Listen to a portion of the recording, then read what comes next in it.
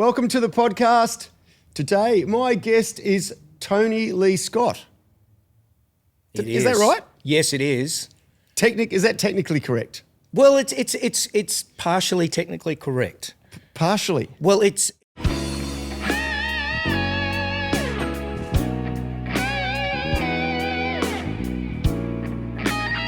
And Scott is my middle name. So it's Tony Tweedy. Tony Tweedy, Tony Scott Tweedy. I went Tony Scott and I grabbed my son's middle name and put Lee in the middle. There's a story to it. I'm sure we'll get to it at some point. Well, let's start with that. Yeah. Well, actually, where we should start is to say you've done a lot of different things musically in your life. At one time being signed to Sony. Sony Records, yep. Epic. And having a couple of singles. But then doing a show at Jupiter's Casino, doing a lead role. Yeah. So that's quite a variety and different things. I mean, we met each other when you were playing with a band called... This will test you. We were Zenith. Zenith. All right, cut. Start again. No, that's all right. Zenith. Yeah. Oh, I remember that now. That's when we had... My memory's really not so good. I know, that's okay. That's when we had hair down to our asses, the mullets from hell, playing rock music, the American rock thing back in the late 80s, early 90s, late 80s. Late 80s, early 90s. Yeah. Yeah, it's been a bit of a journey, but you go. Well, I was going to say, where did you start out? What was your first memory of music and performing? Well, mate, I was 9 years old. I was born and raised on a wheat farm. I was born in Dalby. I have an Australian father, a Molle mother. My dad went over to New Zealand in the 60s. He was a boxer to fight the Bay of Plenty Championship. Wow. Met my mum, who was a nurse, brought her home, had us 3 children on the farm. So I was born and raised on a wheat farm, mate, till I was like 17. So my life was feeding chickens, milking cows, driving tractors, riding dirt bikes. That was my life. It was a great childhood. My dad had a country band as well. So he was a rugby league player and a farmer, and he was a country singer. And when I was 9, he was doing a gig and he asked if I wanted to sing a song. And I thought, this is, yeah. And I got up and I sung 3 songs. I think one was You Are My Sunshine, My Only Sunshine. And Catch a Falling Star was the other, I can't remember the third. And that was it. That was the bug. So from age 9, that's something you always talk about, what did you want to be to where did you end up? I always wanted to be a singer from age 9. Even through my childhood and through my farming life, I played football. I was a pretty good football player. I always thought, well, that's going to be my life. I'm going to be a country singer, football player, but work the farm. That was it till I was 17. I did my grade 12. Mum and Dad sat me down and they said, right, grade 12 is finished. What do you want to do? And I said, I want to be a singer, because I'd been singing with Dad right up and through that point. And because I had the bug, that was it. Tunnel visioned, nothing else mattered type of thing. And my mum had an uncle that was manager of South Molle Island resort up in the Whitsundays at that time. Oh, okay, yeah. Now, his name was Googie Walker, and he himself was in prominent show bands, the Volcanics and of the like. And so, I jumped a plane, went to South Molle Island, and he pushed me into the troupe. I think it was like a 14-piece troupe. And that's kind of where it all started professionally. I was getting paid. So you were part of a entourage? Part of, we had dancers, we had a band. And look, I was never great, and I'm still not very good. But I had a very, very strong work ethic, and I was, as I say, I was tunnel vision with anything I did, but at that time, that's all that mattered. And I just worked really, really hard. But that was my introduction into the world, and it just happened to be the show world, where we were doing 6 different shows a week. Mm-hmm. And you just get like anything else. Very tourist oriented. It very much was. And it's like anything. You get better at your craft the more you do it. And because we were doing so many shows a week, you got better at it very, very quickly. I guess that's a big thing from back in those days. I don't know what it's like on the islands and stuff still, but I would imagine it's changed as well. But we were doing, back in those days with Zenith, we were doing 5 or 6 gigs a week. Well, every week. Yeah, well, that's exactly right. I hadn't gotten to that point. Like, I was only 17 and I didn't leave the island. I think I was in the islands for about 4 years. But it's funny. It really is a big part of it is the people that you meet. You know, that get you to point A to point B to point C. And as long as you know what you want and you stay on that road, you seem to attract these type of people. And it was on South Mile Island that I met a lady by the name of Rosalind Dillon. Now, her parents, it was Bob Hawke at the time, and he was PM at the time. And I was the island compere. So I got to sort of show them around and I got to know them. But I got to know the daughter really, really well. I got to know her kids. And as it turned out, I got an invitation to her 40th down at Canberra. And through Rosalind, I got to meet some people in the music industry for the very first time. Because before that, I was in Coverland doing shows and things like that.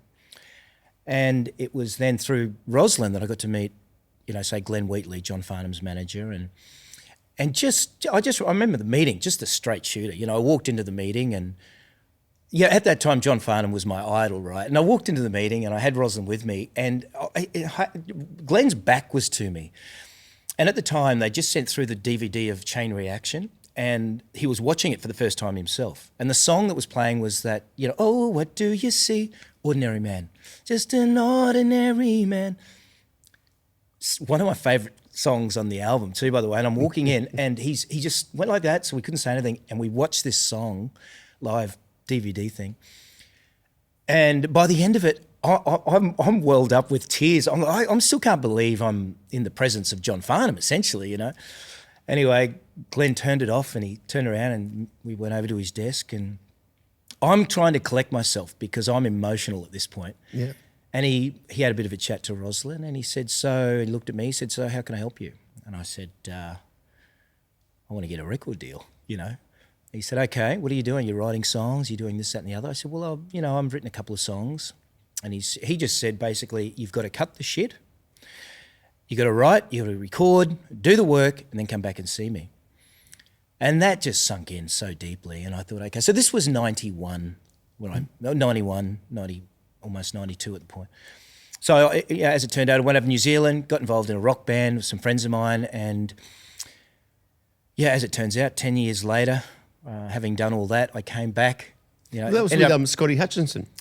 Scotty Hutchinson was in the band, Tommy Hanlon, Damien Barnard, Darren McDonald was in the band. And we just started touring and everything else. And I had another opportunity to go back and I ran into Glenn again. And that sort of started another journey into Sony Records. But I do love the days when I reminisce about the rock band and the circuit that we were on. You and I go back 30 years. Yeah. And you were an inspiration. I remember playing a few gigs with you and you were working with Phil Emmanuel at that point, a true legend of Australian music, no doubt. Yeah. And just to see you move in those circles was inspirational to me. And so I've sort of grabbed a little bit from everybody, but I just sort of stayed the path. But that was the first real taste of, oh my goodness, this is doable. I can really do this. You know, I'm starting to meet some people and I just stuck at it and ended up sort of where I ended up, and that was with Sony Records, and I'm sure we'll get to that in a minute. But what a journey. Yeah. Absolute journey. But started off as a country singer, moved into rock, the ripped jeans, the leather jacket, the whole bit. We were playing 4 or 5 gigs a week, but with that there was a lot of drinking, there was a lot of smoking in the clubs. Remember back in the day, right? Smoking in clubs. You would get up in the morning and you smelt like a tobacco company, but that was normal, right? Your hair reeked and it was oily and... Yeah. But it was just such good times. 3 of you lived in the house. So I got to experience all that with the rock band for probably more years than I needed to, really. And then again, I met a gentleman who took me off onto another path, here on the Gold Coast as well, and that sort of led us to Sony Records. Mm. So how did that come about? Like, obviously. Getting signed and having a deal and all of that stuff, that's the dream of a lot of people. It's particularly, I guess, these days when the record industry's changed. It's not so much about selling vinyl, it's about streaming and stuff. So without a major label behind you, it's hard to really do anything as far as having a larger reach to reach a larger audience. Yeah. How did the signing of a record deal come about for you?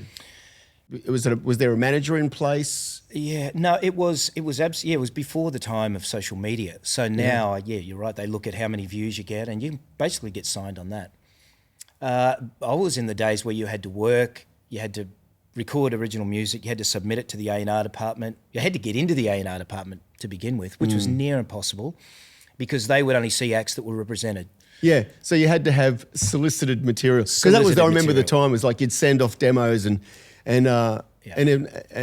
just wouldn't accept what they would call unsolicited material. It'd just go straight in the bin. That's exactly. They wanted to listen to it. It's so true, but you got to swim through like flesh-eating fish to get to the sharks, kind of thing, because you need a lawyer, music lawyer, or a manager, and a lot of the time they may or may not have your back, and whatever the case may be. But I met a guy and he was doing like high-end film on the Gold Coast, so he was doing big commercials for the bigger companies, and he was shooting on 35mm film, a 16mm film, and just by chance we met. And his passion was music, although he's a film director, it was music. And we just started writing together, recording music, and it was sounding very, very good. It was when Pro Tools first came out, so we were using Pro Tools, and we thought we were ahead of the game. You know, we could access a lot of plugins and the editing suite and everything that went with it. But it really came down to the quality of the songs. And I felt then we were writing some very, very good songs. And then because he was filming these movies with the leftover film, we'd then go out bush or out the beach and shoot some montage sort of things, you know, and good enough just to put together for a clip. And it was through Carl, his name's Carl Branster, in fact, and it was through him that got us into Sony Records Australia, really. Okay. But it was quite amazing how he did it. He was a wonderful businessman, and he created. Well, we both started a relationship with A&R department. His name was Peter Carpin, and we were sending through material and song after song after song. So essentially I was represented, by Carl and I was his artist in a sense. And I don't know, mate, we probably submitted maybe 15 songs, but then there was one song. It was called Rainy Sunday Afternoon. And Peter Carpin called us. He ended up flying up to the Gold Coast. At that point we knew it was serious. And he just walked in and he just said, look, I think this song's a hit. Give me 2 more of these. And we knew at that point, okay, we deliver 2 more, we're going to get this deal. Well, we got to a point where Dennis Hanlon, the CEO, jumped on a plane and came up with his A&R department. We met at Marriott, and we had a very, very good meeting. But prior to that, we'd been going back and forth to LA, so shooting some film in LA. I was just a camera crew for Carl, just to sort of get over there. Carl was shooting some things for people over there. And I don't know how he did it, but he got into the senior vice president of Sony in LA. His name was Don Berkheimer. So I walked into this office and had a meeting with Don Berkheimer. Now, this guy was a legend in the game. You know, he knew Elvis Presley and all that sort of people, I thought. And again, it injected me with that confidence that, oh my God, I can do America, right? Yeah.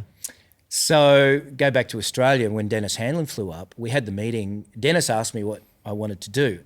And silly me, I just said, look, I want to go to America. So the contract was basically pulled, which was fine with me, because at this point I thought, I can do this, I can do America.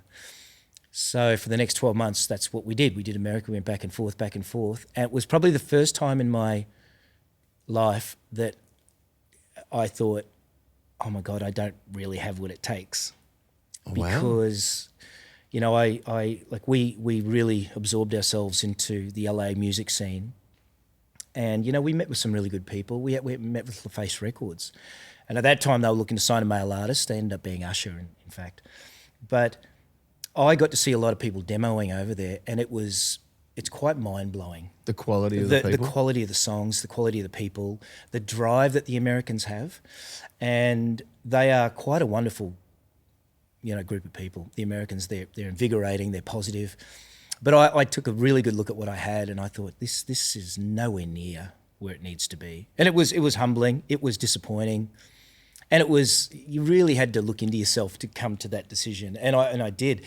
So I ended up coming back to Australia and soul searching. There was a lot of soul searching, and I personally, Carl had gone his own separate way. I had started a relationship with Sony. So I basically knocked on Sony's door. So I had to go live in Sydney. I was sleeping on couches. I was doing any kind of work I could. In fact, I was working with Tommy. I was his barman in his Mexican That's right. Montezuma's restaurant. Yeah. Whatever I could do to stay in Sydney and try and knock on this door, because I knew I had this song that Peter Carpin liked. And I submitted some more songs. And look, in the end, he called me. He goes, "Do you think you can do this?" And I thought, yeah. So I had a meeting with this day. I sat him down. I said, "Yes, look, give me the opportunity. I can make this happen." I hadn't had a manager at this point, so I did all this myself. And yeah, I secured that deal. But signing with a major label at that time, yeah, it was a major thing. But you also then had to be priority in the artist list. So there the journey started, where I had to find a manager and then negotiate that management contract. I don't know how I come across Michael Browning, but he ended up, Michael was a prominent manager. He used to have AC/DC, Billy Thorpe and the Aztecs. So he goes way back, Noiseworks, things like that. And him and I met, we became very, very good friends very quickly. And it just so happened that he was one of the dear friends of Dennis Hanlon. And I believe that played a role in us being bumped up to priority in the label. And being priority was very important, because with that comes funding, with that comes... push, I guess, the push to get stuff on radio. Yeah. Gets pushed to get stuff out into stores. That's right, yeah. They get all the right people behind you, because there's a few A&R managers, there's a few this, few that, marketing and all this sort of thing, but they get the right people behind you to push you. And I'd signed as an R&B artist. It was more R&B. And at that time, so yeah, we got to a meeting, we had a big boardroom meeting with Dennis Hanlon, the A&R managers and the whole bit. And this is where my name got thrown on the table. I went, Tony Tweedy. And now I had artistic control, but I was still like thinking, this is incredible. Yeah, I love you guys. I really love you guys. You must love me. You think you're buying into it. You think you're buying into each other, but they just see one thing, whether you're going to make them money or not. And then we looked at the name and they said, "Look, is there another name you'd like to go with?" And I said, "Well, I'd like to use my name." They said, "Yeah, maybe not that marketable." I said, "Okay, give me overnight." So I just took my name, Tony Scott, and put my son's name in it, Tony Lee Scott, and we come back with that. And that was agreed upon, and then we sort of moved forward with that. Mm-hmm. And it was that first 6 months. So I signed in 2000, and the 6 months after that, it was full on. Like, you're doing all the big gigs, you're doing the radio stuff. We're opening, like Nova, we opened Nova, and I'm sitting beside people like Mark Seymour from Hunters and Collectors, and all of that thing was happening. Tina Arena would come into the dressing room and sort of give her wisdom, that sort of thing. It was really quite surreal. And we got some very big push from Sony, and then we released our first single, "Take Me Away," and that went very well on the charts. You need certain radio stations to really get behind it, but the one you want at that point was Jackie and Kyle, and I think they had something called. It was 25 years ago, but I think it was called the Hot List or the whatever it was. Yep. And mine was shooting up the list. It was really quite exciting. I remember driving through Sydney, listening to my song for the first time on the radio. Now that's the dream of any muso, of anyone.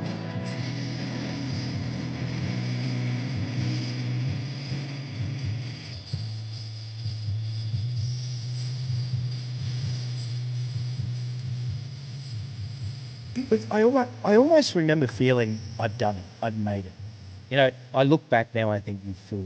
It hadn't even started. But I really felt this is it. That would have been a pretty amazing feeling, hearing your song for the first time on radio.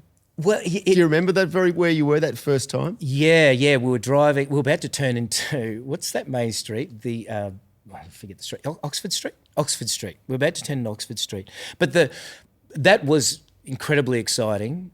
But moving just before that, like recording the album, mixing the album, I was the first artist to go into the studio that was built by Gary Barr, the INXS bass player. It was called Mangrove Studio. So it was an honour to be the first act, but at the same time, they were still ironing out a lot of problems. Or maybe not problems, but still finishing. Ironing the kinks out. Yeah, and I was kind of the test dummy. Sony Records flew over a guy by the name of Tim Palmer to mix the album. Now, Tim Palmer, he'd just done like U2, All That You Can't Leave Behind. He did Pearl Jam, 10. You know, he did all that David Bowie stuff. You look at his list; he's an icon in the industry. So I was nervous even before he walked in the studio. That though was a huge moment to have somebody like this care so much that he'd fly across the world to record this stuff. You know, obviously paid very well, but still an absolute honour. And then he walked in, and he's Irish, Scottish, or an amazing man, and really put our nerves to rest. And the album came out. It sounded great. Then we had it mastered at Studio 301 Studios, and it was so. Even before the release, I'm sitting there thinking, how can this fail? You know, we've got the best of the best and the song sounds great and everything else. But it wasn't until, I heard it for the first time. You hear the mastering, everything, coming through that radio, and you're thinking, and then you reflect a little bit on the goods and the bads of the journey. But I really did think, I thought, well, I've been given the golden ticket. This cannot fail. And what a fool I was. Yeah. In the end, it did fairly well. Yeah. Yeah, I mean, then there was I remember because Rick Hollis was on, and Rick was saying about doing showcase gigs down in Sydney in shopping centres and stuff like that. How did you actually get out and do any touring with the songs? We did. Well, part of you marketing the song, playing and singing, working all the shopping centres, and then you sort of sign. At that time, they'd signed a female artist by the name of Leah Hayward. So I was the male artist priority. She was the female artist. And yeah, we did all the shopping centres, and that was great. So, but you're doing it more acoustic.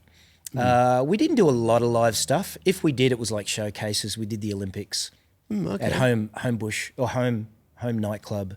So we did that sort of thing. But there were a lot of openings and a lot of just getting your face out there, a lot of magazine interviews, a lot of radio interviews. So you're touring for a week at a time, just doing 3 radio stations in a day. And then you'd meet somewhere. But it was really cool. I mean, Sony, they're a well-oiled machine. You know, you've got someone picking you up, someone dropping you off. You're staying in hotels, someone making sure you're eating, making sure you dress right. You know, the clothes were sponsored and were endorsed by Urban Cowboy, and it felt, it was, unless you've got to stay the path, and I didn't stay the path when I look back, because it's easy to get caught up in things that will sort of pull you off the path. And I would say that to anybody, you really have to remain focused on the end point. The end point is whatever the end point is for you individually. But it was working really well. You know, the first song had done really well. They were excited to get the second single out. And we'd recorded the album. Is the second single Strawberry Kisses? Well, the second single was originally called Taste So... it was originally Strawberry Kisses. But we'd recorded and titled our song before Nikki Webster ever did. So when Nikki Webster came out, we thought there was this... somebody's leaked something, right? Yeah, somebody's playing a cruel joke. Yeah. There was a bit of an uproar in Sony thinking, how could this be? But it truly was just by chance. It was what are the chances that somebody would record and then release the same title song? So we had to retitle the song called Taste So Sweet. We released it. It didn't do as well as Take Me Away. I can't remember what it did, but it was in the top 50, I believe. We'd have to have a look at it. But it was a good song, and it did okay. And then we were going to release the album on the back of the third single, but we never got to that point. Oh, really? No. What happened? Well, as mentioned, the album was done. The third single had been selected, and our mutual friend Tommy Hanlon, who was our drummer at the time, passed away, had a heart attack. That's right. And I was up here on the Gold Coast, and he was my best mate. You know, I was talking to him that morning, and when I heard the news, it was the first time I'd experienced anyone passing away. And given I spoke to him that morning for like an hour and a half on the phone, and we told each other we loved each other was the last thing we said, as we always did. And then to get that news from his brother, it devastated. Yeah, I lost my way for a long, long time. I didn't sing for 2 years. I lost my deal. Wow. I didn't go back to Sydney. I really didn't know. I always knew what I wanted to do, and I knew my path, but it was really the first time I didn't know what I was going to do. the only thing I'd ever done was sing, and then for 2 years I didn't sing at all.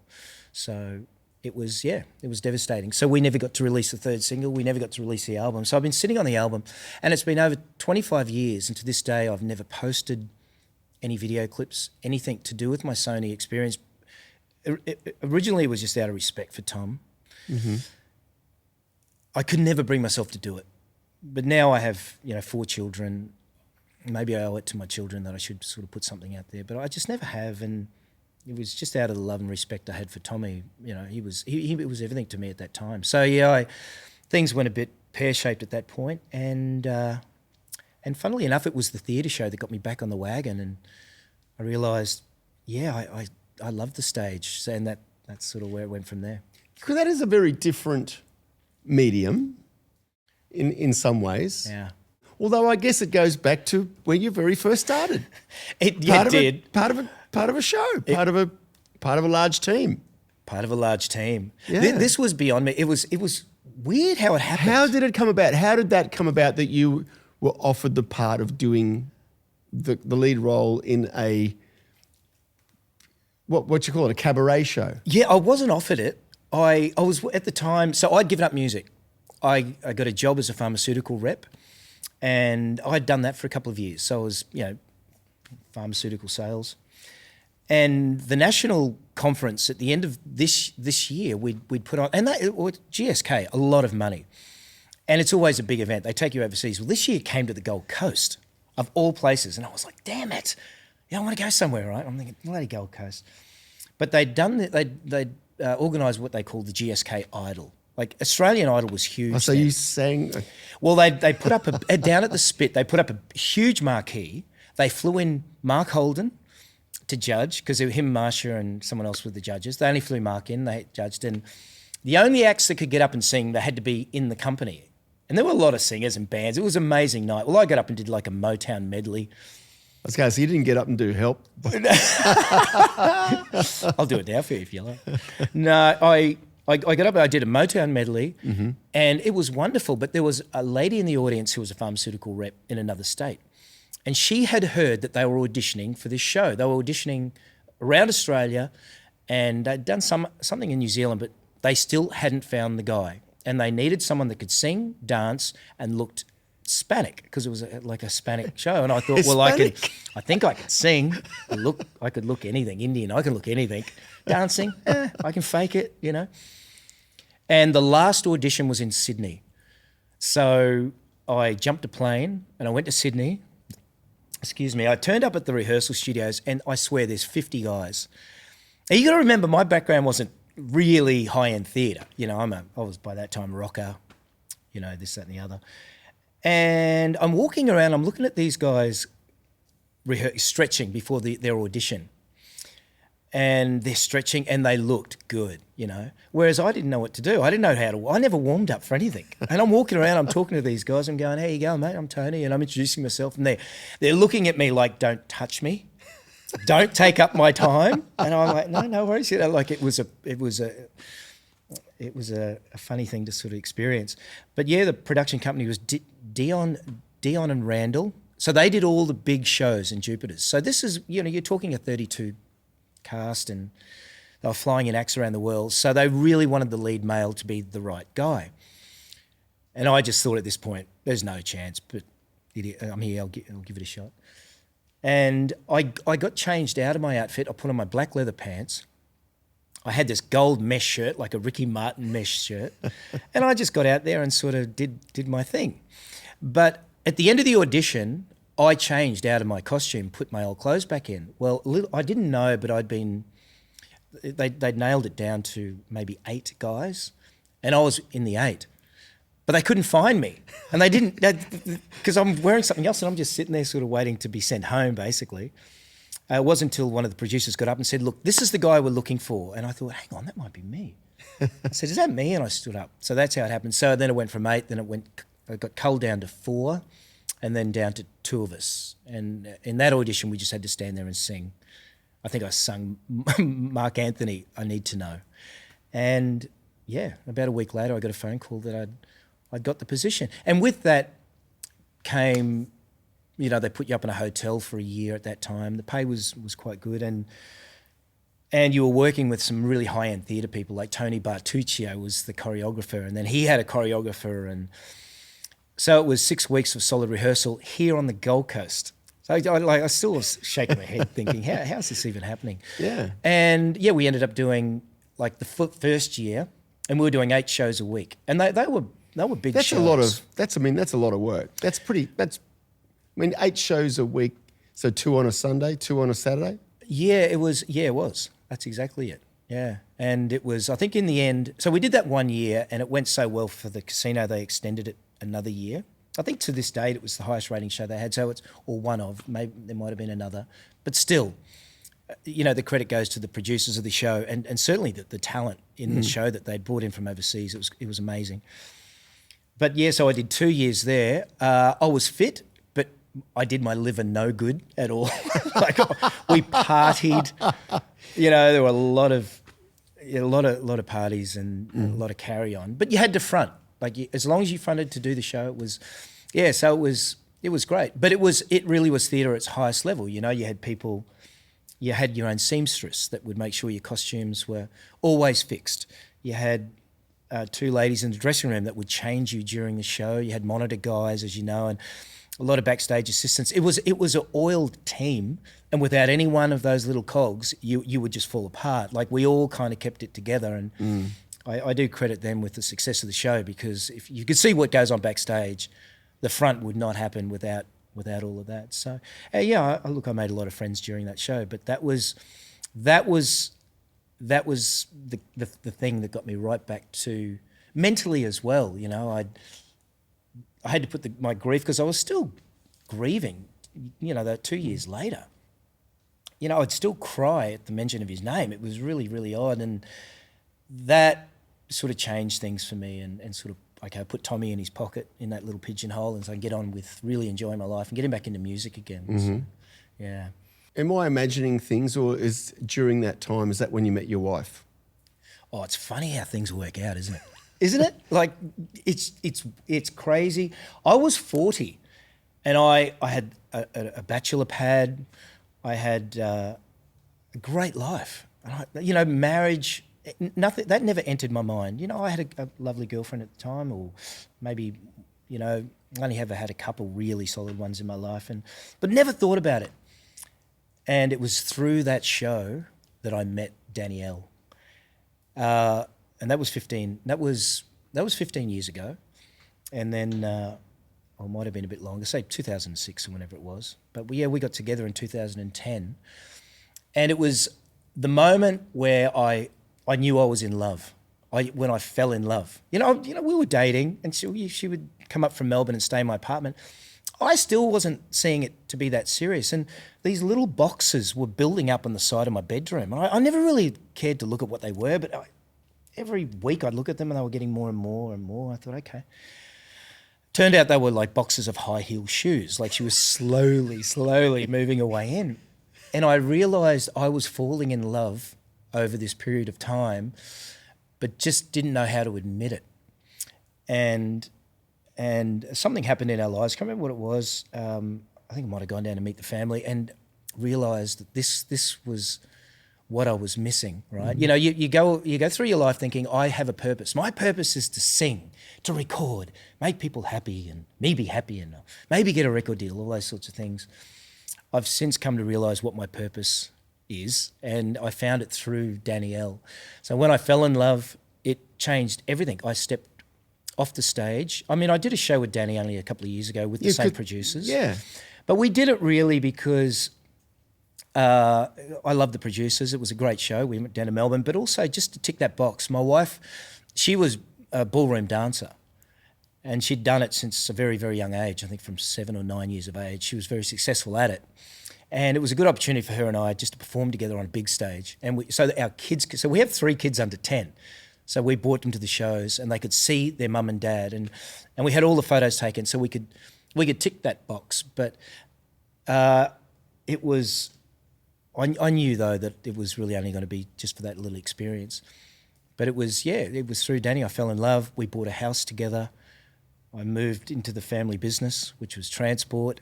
And I never regretted leaving the stage. I thought there's no other place I'd rather be. Yeah.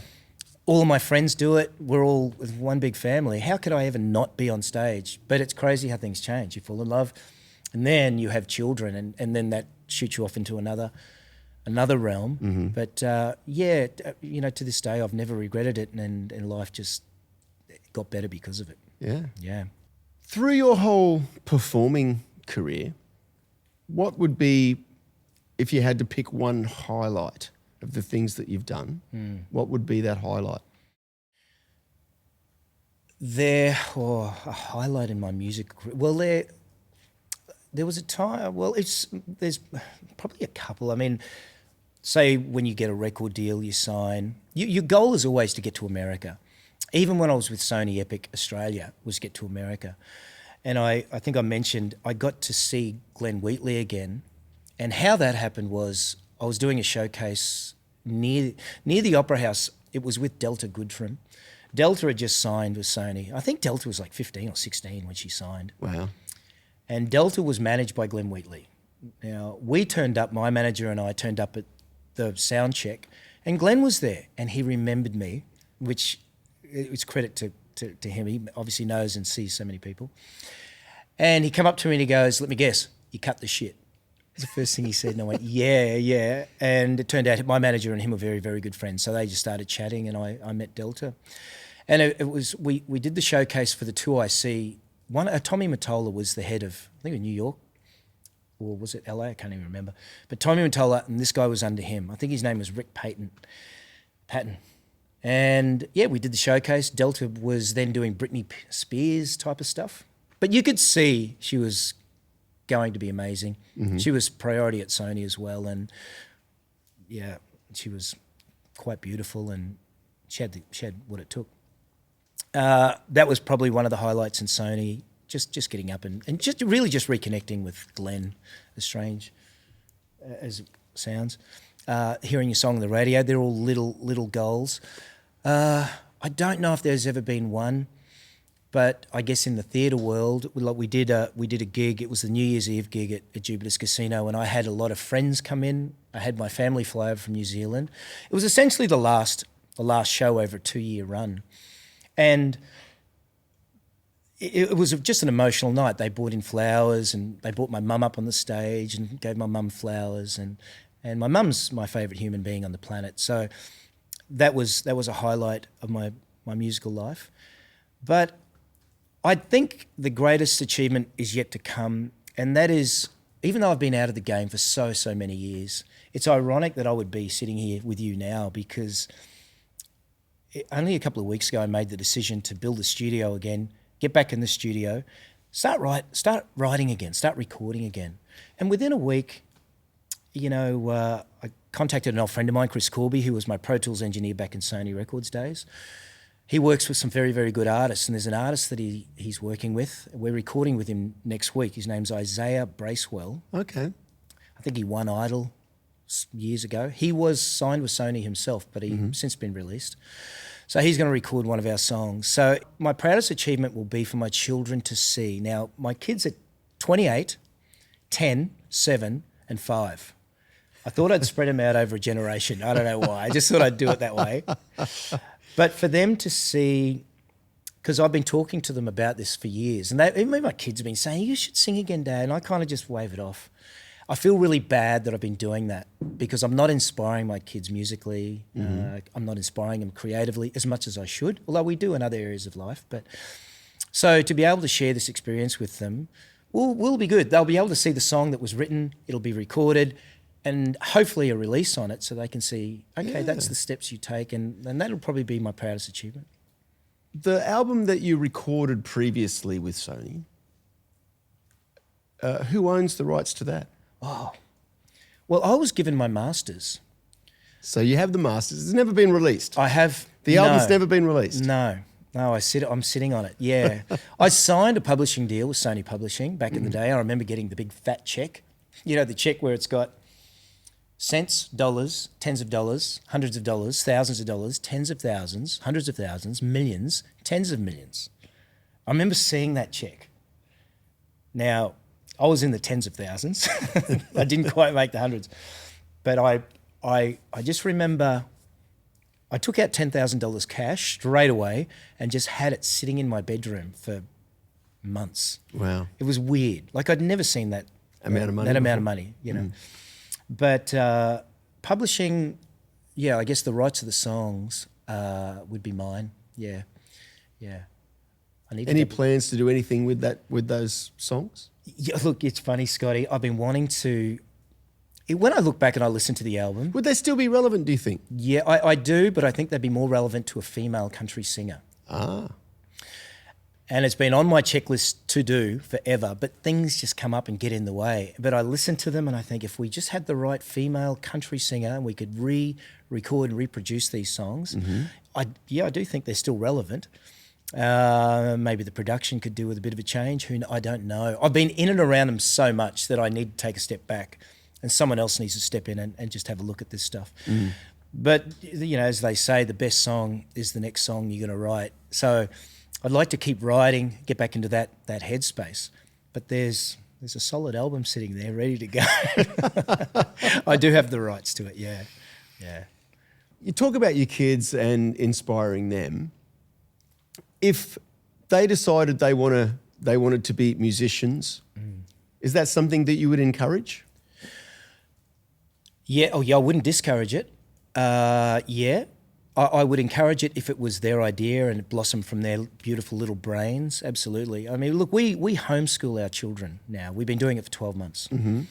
And we've noticed a difference in their relationships together, their creative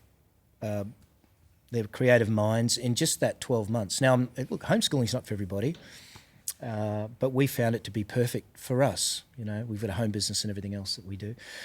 And so with that, my eldest daughter, Tiger, loves her singing, and she goes to singing classes and everything else. So, yeah, I do guide her with it, but I think taking these next steps that I'm going to be taking will probably push her more in that direction. I mean, look, we teach them to be individuals, and there is nothing that they can't do.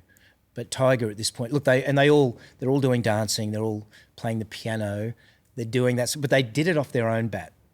It wasn't anything that I forced on them. Okay. And they haven't, and again, this is where I feel a bit, you know, all of my muso mates, they are so at the front with their children promoting music and singing. I could definitely be on the front foot a lot more than I am because, well, I guess a big part of raising children is they have to sort of find out who they are. You know, they're only 10, 7 and 5, but it's weird how without any input from me, music just seems to be a big part of their life, which is going to be interesting to see them watch the journey that I'm going to be on now moving forward to see how it sort of affects them. But yeah, there's some talent there. It's interesting, isn't it? And it's also, you know, as I mentioned before, I always thought my purpose was that. I realised my purpose in life is to be a dad. That's it. It's what I'm good at. It's easily what I'm most passionate about. It's the one thing that affects me both positively and negatively. Certainly not saying I'm the greatest dad on the planet, but I try every day. It's on my mind every day, and that's my purpose. So I guess anything I can do that's going to aid them, promote them, help them in the right way, you know, I need to be doing that. You're doing a podcast. Yes. What's that all about? Oh, again, it's weird how things fall in your lap, right? It's who you meet and how you meet. It was a couple of years ago, and Danny and I were in Melbourne. The Gold Coast had just experienced a tornado. I believe it to be the first tornado in the history of the Gold Coast. Yes. It just wiped out Mount Tamborine, wiped out our state. And lots of trees over. Lots of trees. Everything being blown around. Our estate was like a war zone. Yeah. So when we came back from Melbourne, we drove into the estate, and there were trees, power lines on the road. It was crazy. I got home. Our property was fine, so we're lucky. We live on an acreage in River Downs, and funnily enough, it survived. You know, we have some big trees there. But our neighbour, not so lucky, helped him out a little bit, and then I went over to another neighbour on the other side, and he was washing his car. Turns out he just moved into the house like a week or two before. And I introduced myself to him, and we got chatting, and I invited him over for a barbecue. Anyway, 4 barbecues later and a lot of alcohol, I thought I'd ask him what he did because I'd see him at his home every day, and I'm thinking, like, what do you do? You obviously don't have a job. And I asked him what he did, and he said, well, I'm a content creator. I said, okay, what is that? What does that mean? Influencer, Instagrammer? He goes, no, I do pranks. And it was right at that moment, I said, pranks. I said, you know Shami? Turns out, and he goes, yeah, it's my brother. Anyway, it turns out his brother is Shami, and I recognised him then. They'd been to Las Vegas on some UFC fight, and they were these Aussies that they put the camera on.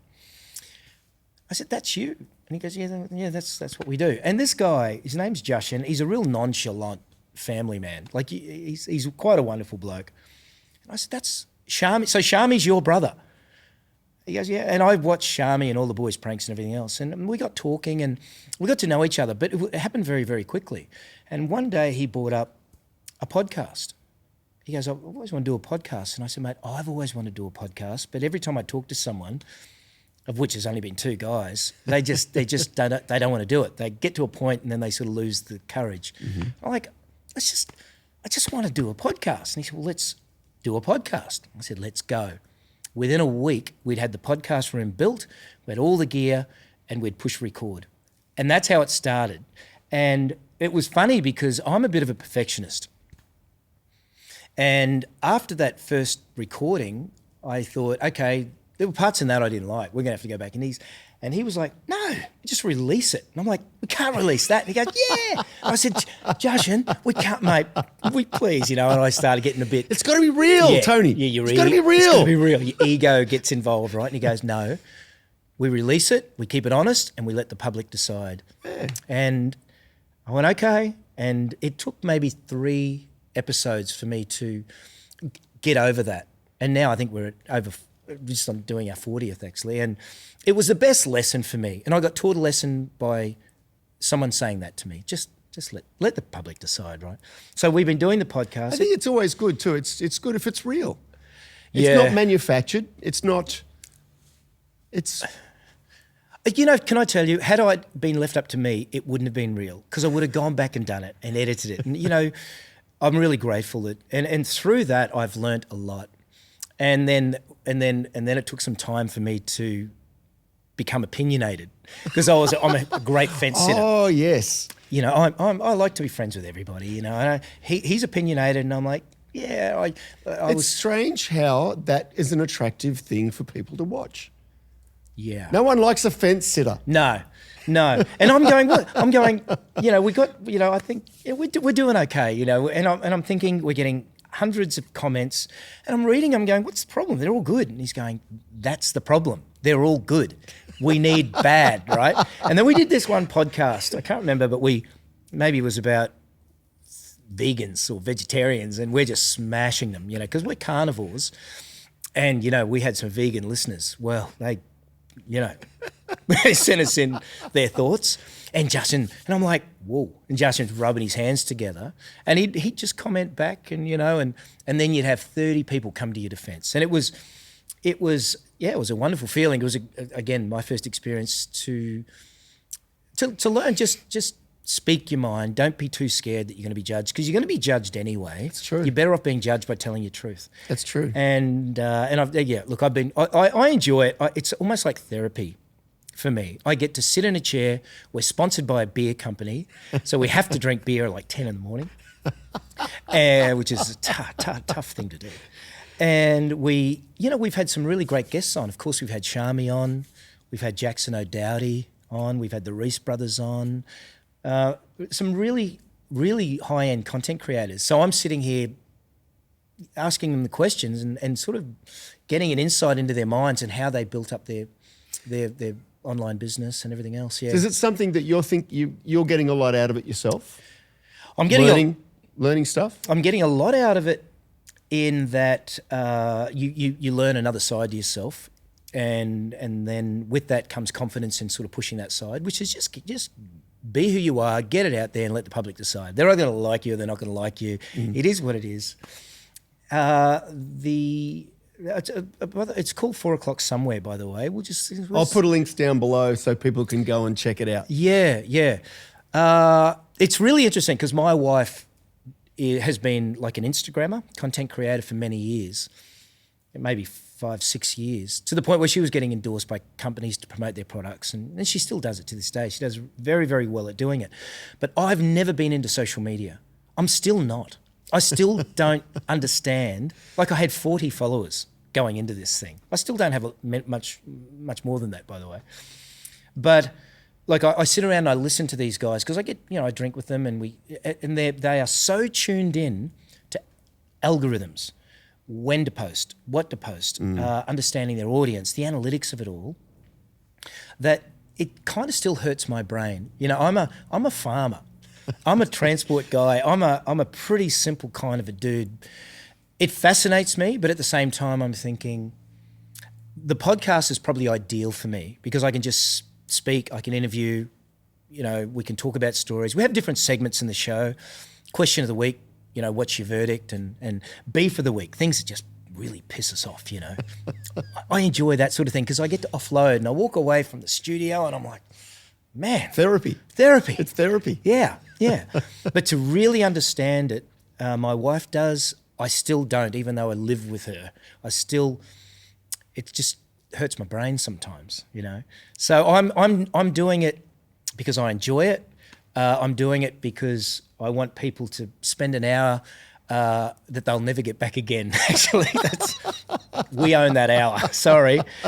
And yeah, it's wonderful to get comments from people all around the world, and what they're getting out of your podcast. You know, it's really quite a unique experience. Yeah. Yeah. And you're at, you know, you've and I've watched a lot of your stuff. I really admire what you do, and you have to be prolific. Like you can't stop doing.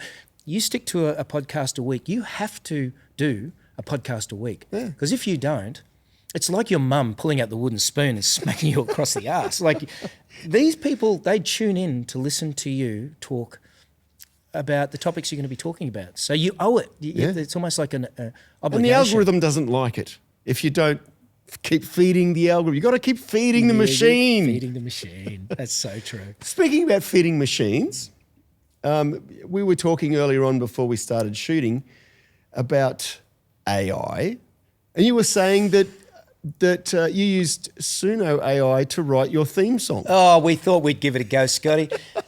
Called all my muso mates. I said, hey, guys. Why? I mean, you have the ability to write and record. Why use something like Suno AI to do your song? It was really odd. Justin turned up and he showed me this Suno thing. Look, it blew my mind. Like we were putting in songs to write for our children, their names, their ages, and what they love and their passions. It was coming out with this. There's some songs are really, really cool. Some are pretty rubbish.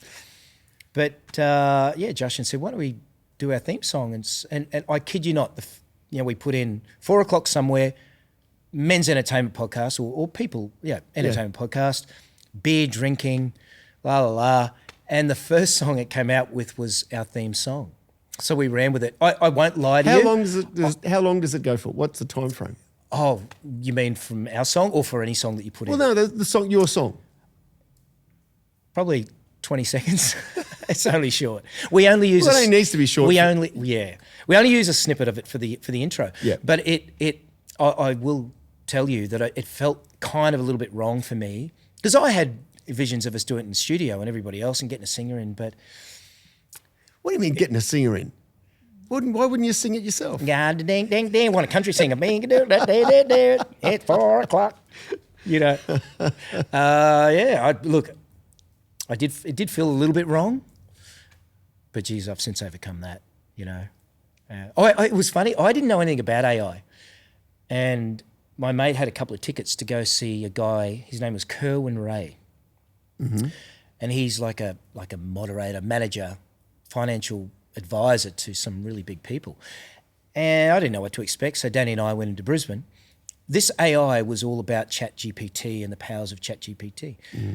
Well, I sat there for an hour, and then we went and had a beer, and I was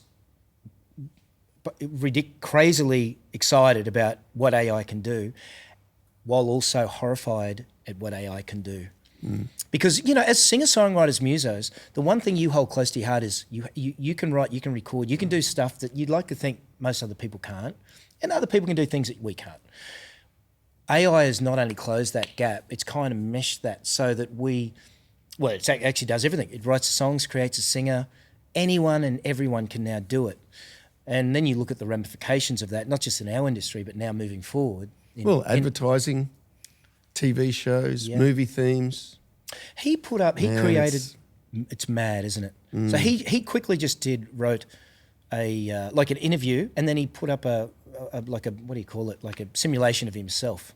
He showed us where it was 12 months ago, and it looked like a simulation. It's gotten a lot better. To where it is now. Yeah. And it was kind of scary, and you hear about deep fakes and all this sort of thing, so obviously it all goes hand in hand. But AI, it's one of those worlds. He did say this, you need to either get on it or get left behind.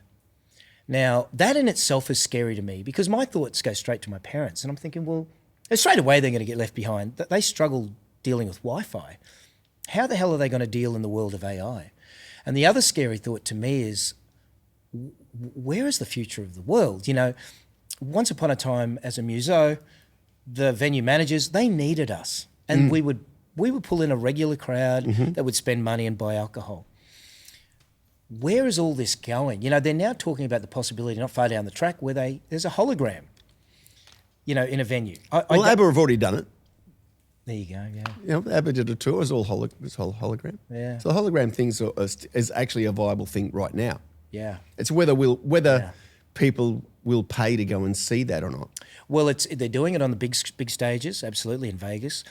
But it'll be at a point where it'll just be a handheld thing set up above the stage in a little venue in a corner. They turn it on, and there you've got the Backstreet Boys. That's kind of where it's going. So AI, look, we did use it to write our theme song. Do I regret it? Yeah, kind of a little bit. But, you know what? We have to move with the times. Yeah. Have to move with the times. You do. Yeah. I certainly hope that it doesn't... It's something that gets used to enhance what musicians do and doesn't replace them. But, I guess, drummers thought that they'd be replaced by drum machines, and in some instances were. But, there's still a world where drummers survive and play. And then, bands, a whole band these days can be replaced by backing tracks. But still bands get out there and play, although they're not necessarily being signed by record companies anymore. And it all tends to be signing individual acts.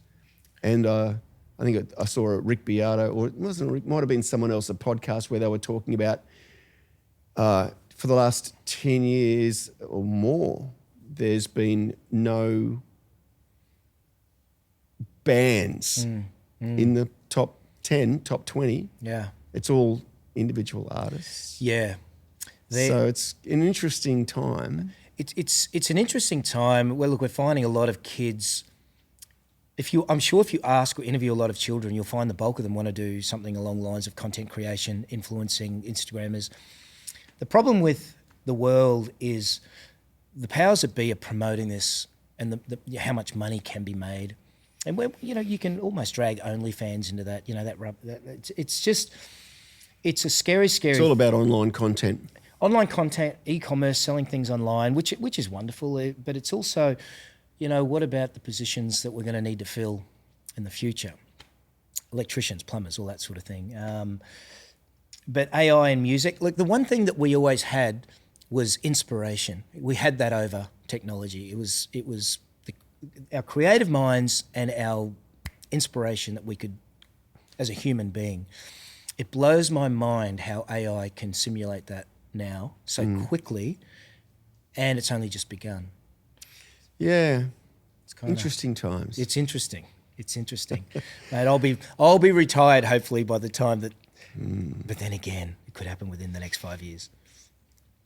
Okay, so I guess the big thing to ask would be, what do you see yourself doing in 5 years, 10 years? You're talking about getting back into music, building a studio. Where do you see that going? Well, I know exactly where my family and I are going. We're going back to the farm. Going back to the farm, where it all started for me.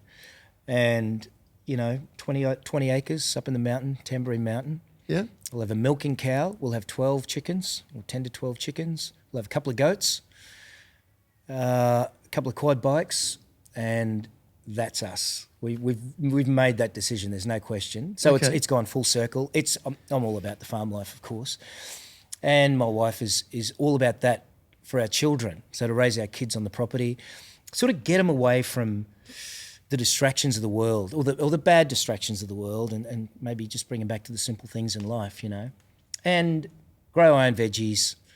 We'll have, make our own bread. Yeah, that type of thing. I mean, we're not going Amish or anything like that. We're not going that far down the road, but we'll still have our technology. I'll have the studio up in the mountain, and everything can be done from there. But we certainly don't need the hustle where we are now. We're right in the hustle and bustle of it all. So that'll happen within the next couple of years, and that would probably be us. I mean, my dream has always been to have, like, I bought this acreage out here 12 years ago, and the dream was to put little tiny homes on it for my mum and dad. When they get too old to look after themselves, they won't go into a home, they'll come stay with us and we'll look after them. That is still the goal, but we'll do it. We'll do it up on the mountain. Up on the mountain, and because my dad's 80 now, my mum's 80 as well, so we need to start preparing for that.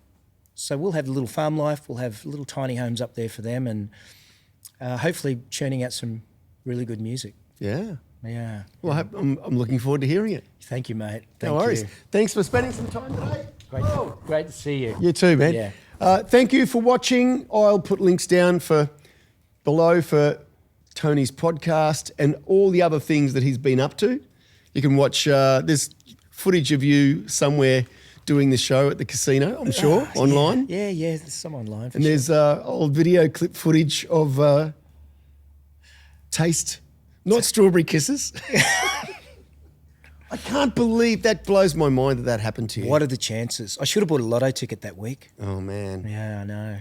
Anyway, I will see you guys on the next podcast. Thanks for watching. See ya. Cool. Well, I hope there's 5 minutes of good material in there. That'd be great.